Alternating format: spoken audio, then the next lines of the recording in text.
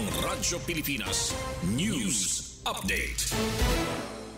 Anay gobernador san Palawan nga si ex-Governor Reyes ginsintensyahan san sa isais anyos nga kaprisuan. Ginsintensyahan san Sandigan Bayan nga mapreso san 66 anyos si Anay Palawan Governor Mario Joel Reyes nga nagkasi akusado kasumpay san Malampaya Gas Projects. Sa 625 kapaypay nga desisyon ni Presiding Justice Geraldine Faith Icong, napamatudan nga si Reyes nga nagkasi akusado nga si Anay Provincial Planning and Development Coordinator Samuel Madamba II, Anay Quality Control Division Chief Alfredo Padua, nga Engineers Rolly Matudyo nga Bayani Buenaventura nga iba pa ang guilty sa kaso pagtalapas sa Section 3 sa Anti-Graft and Corrupt Practices Act.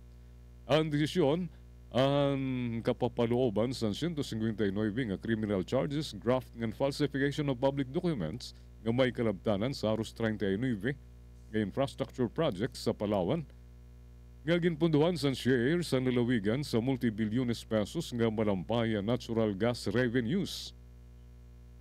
Napamatudan sa Sandigan Bayan nga guilty si Reyes sa 11 nga ihap 11 counts san kaso nga graft kasumpay san sayop nga paggamit san 1.53 billion nga royalties tigang sa Malampaya gas field sadto nga 2009.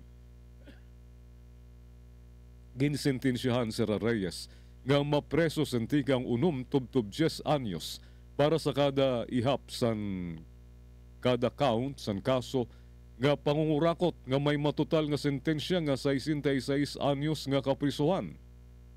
Ang 1.53 billion pesos nga kantidad sa Malampaya gas field royalties ang gingastusan daw sa pagtitindog sa mga school building, San Vicente Airport Development Project, mga road project, solar home system, and daycare center. Pangatapusan sa naton balita, LPA low pressure area ginbabantayan sa gawas sa Philippine Area of Responsibility, posible daw nga maging bagyo.